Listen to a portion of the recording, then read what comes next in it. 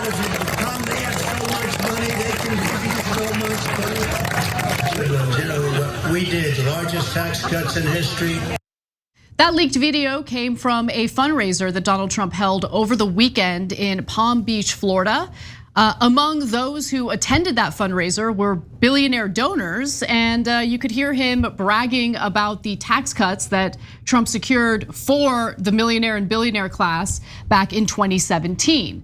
Now, he promised to extend those tax cuts, and the donors are real excited about it. So a campaign official told NBC News that Trump spoke on the need to win back the White House so he can turn our country around, focusing on key issues including unleashing energy production, securing our southern border, reducing inflation, extending the Trump tax cuts, eliminating Joe Biden's insane electric vehicle mandate, protecting Israel, and avoiding global war. Now, some of the donors who went to the event included sugar magnate Jose Pepe Fanjul, a senior, someone I'm not very familiar with, but a very wealthy man. You also had oil baron Harold Hamm and Johnson & Johnson heir Woody Johnson. So we talk about corruption quite a bit on this show, and no one should make the mistake of thinking that one side is more corrupt than the other.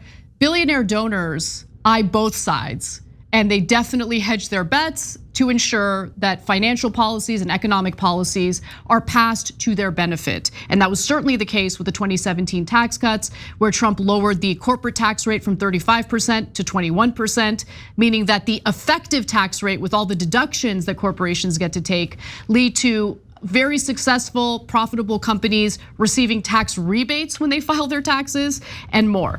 Now, Biden hit Trump for promising to extend the 2017 tax cuts beyond 2025, when many of those provisions are in fact set to expire. And among them is the so-called pass-through businesses, which aren't taxed because the profits flow through the owners who are individually taxed. I don't run a business. I don't know how this really works. So, Cenk, I wanted to give you an opportunity to weigh in on how this tax cut benefits the wealthiest among us, and why it is that hedge funds, private equity partnerships, and privately held companies love this tax break so much. Pausing here to deliver some honest truth, as we do in our news coverage as well. TYT is facing challenges, guys, as the entire industry is.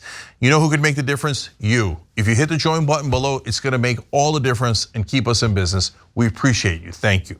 First of all, Donald Trump uses that tax break, so that's gonna get renewed, period. He'll do anything and everything to make sure that it's renewed.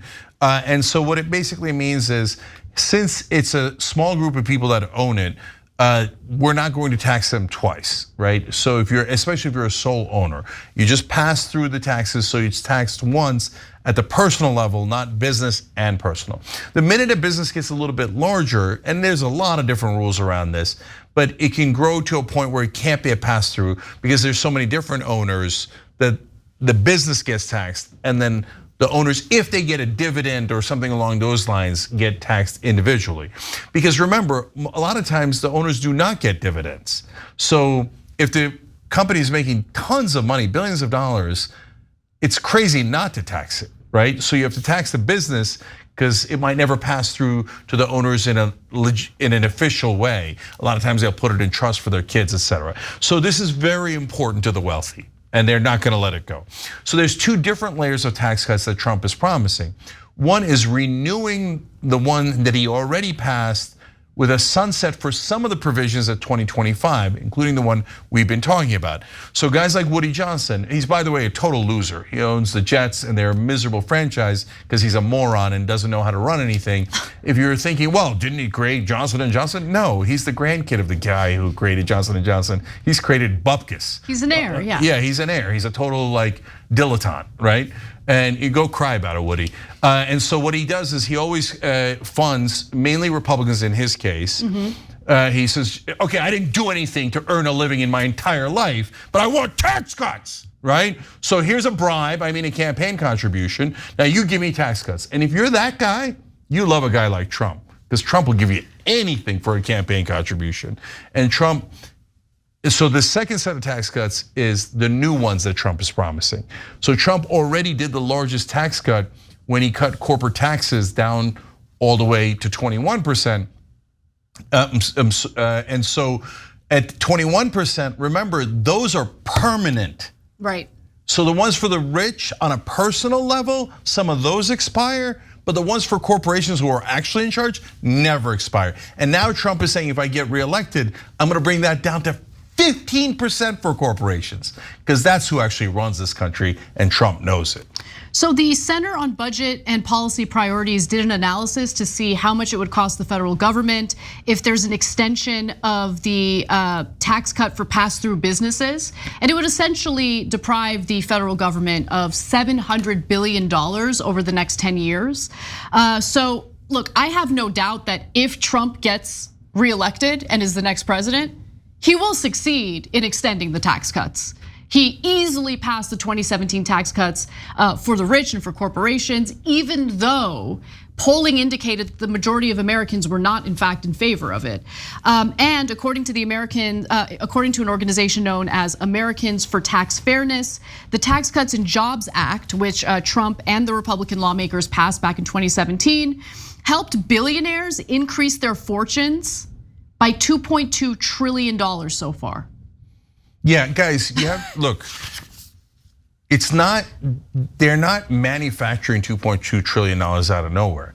That is money that is either going to go to you guys because the government collects it and then builds bridges, pays for cops, firefighters, schools, etc., or the government doesn't collect it and they just keep it. So we have to have taxes in order for the government to function. And why? It's not just so we have cops and defense, etc. It's also so that everyone can have equality of opportunity, not results, but opportunity. Without some form of taxes to take that, the percentage of the income, you won't get any opportunity because the rich will hoard all of the money. And that's exactly what they've been doing. That's why we have the greatest income inequality ever in history at this point. Can I ask you something? Okay, so first off, let me just note, like, when it comes to funding police and firefighters and stuff, isn't that on a local level? So first of all, there's also state taxes, right. And of course it's on the local level, and you're right to point that out. And some of the schools are too. But remember, the infrastructure bill, for example, is building bridges and roads all across the country. It might seem like a local issue, but oftentimes it isn't. The Department of Education. This actually infuriates me even more because think about that, guys. The infrastructure bill that Biden passed is actually a major handout to corporations. Okay, it's a public-private partnership, meaning that public money, mostly taxpayer money that comes from ordinary American workers, will be given to corporations in the form of government grants in order to build infrastructure or maintain infrastructure, like in the case of roads that they're planning on turning into toll roads. So corporations get away with dodging taxes due to the way our tax system works and the tax cuts that were secured for them in the 2017 tax cuts for corporations and the wealthy. We fund the federal government, and then that money goes straight into the pockets of corporations to build the infrastructure.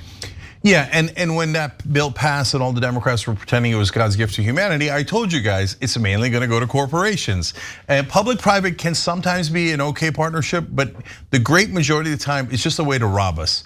Because the public pays and then the private companies take the profit. And they inflate the building costs. I mean, we've seen that happen with developers here in Los Angeles and California generally. Yeah, let me just give one more piece of context on the amount of money we're talking about. That 2.2 trillion that is already out the door, the very, very wealthiest people in the world got to keep that money. If it went and we had normal tax rate, and our tax rate is in a lot of ways way lower than other countries. Oh my God, we're so much lower than European countries. But if it had stuck with the normal rate pre-Trump, we could have wiped out all student debt in the country, period. And even if you don't have student debt or you don't agree with that, if you did that, do you know how much that would stimulate the economy? Because all of a sudden, people have all that money to spend. They could start businesses, they could spend money on vacations, they could spend money to better themselves. They could put that into the economy, it circulates over and over again. Now, if Trump gets reelected, there goes $700 billion more to the richest people in the country instead of having it recirculate in the economy and doing justice for the middle class. So that's what's at stake here. Everything else that Trump talks about is just marketing and politics to get your vote. There's only one major initiative that he passed when he was president last time.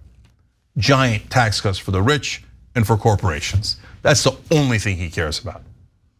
Now, I just want to give one other note about this fancy fundraiser with the billionaires. So as NBC News writes, and I had to look up a lot of this stuff, afterward, they dined on endive and frisée salad. Oh, I do declare. Okay, bear with me with this one. Filet à poivre, which is just steak. I don't know why it's steak. And pavlova with fresh berries. I'm having a reaction to that, but I want to go to something. Okay, no, I don't know what a pavlova is. I think it's meringue. They live in a different world, man. Just say steak. It's a steak. It's a steak. By the way, though, I love that because this is the populist Donald Trump. I know.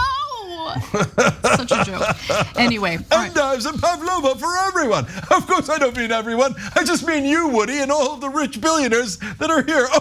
And they have a good belly. And then they all laugh together. Populist for the average man. Totally. I mean, it's so true. Thanks for watching The Young Turks. Really appreciate it. Another way to show support is through YouTube memberships. You'll get to interact with us more. There's live chat emojis, badges. You've got emojis of me, Anna, John, JR. So those are super fun. But you also get playback of our exclusive member-only shows and specials right after they air. So all of that, all you gotta do is click that join button right underneath the video. Thank you.